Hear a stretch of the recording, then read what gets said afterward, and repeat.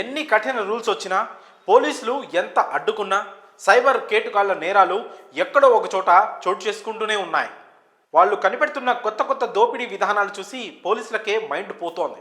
వివిధ రూపాల్లో అమాయకులనే కాదు, తెలివైన వారిని సైతం బురిడి కొట్టిస్తున్నారు. ఇటీవల టెకీలను టార్గెట్ చేస్తూ డిజిటల్ అరెస్టులతో దండిగా దోచేస్తున్నారు మాయగాళ్లు. తాజాగా ఓ మొబైల్ ఫోన్ గిఫ్ట్గా పంపి ఊహించని షాక్ ఇచ్చారు. కొత్త సిమ్ తీసుకున్నందుకు మొబైల్ ఫోన్ లాటరీ తగిలిందని నమ్మించి ఖాతా ఖాళీ చేసిన ఘటన బెంగళూరులో చోటు చేసుకుంది. నగరానికి చెందిన ఓ సాఫ్ట్వేర్ ఇంజనీర్ కొత్త సిమ్ కార్డు కొన్నాడు. అయితే ఈ విషయాన్ని గమనించిన దుండగులు న్యూ సిమ్ కార్డుపై కొత్త మొబైల్ ఫోన్ గెలుచుకున్నారని కాల్ చేసి చెప్పి అతని అడ్రస్కే ఫోన్ పంపించారు. ఆ ఆనందంలో పెద్దగా ఆలోచించని టెకి కొత్త ఫోన్లో సిమ్ వేసుకున్నాడు.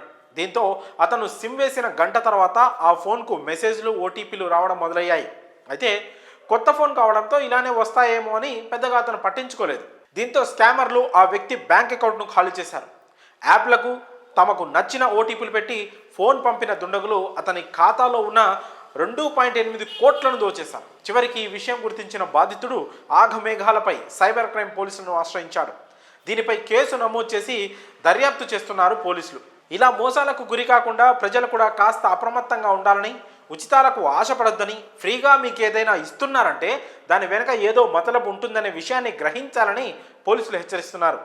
చదువురాని వాళ్ళు, అమాయకులు మోసపోతున్నారంటే అర్థం ఉందని, బాగా చదువుకొని పెద్ద ఉద్యోగాలు చేస్తున్న వారు కూడా ఇలా సైబర్ నేరగాళ్ల వలలో పడుతుండడంపై పోలీసులు అసహనం వ్యక్తం చేస్తున్నారు.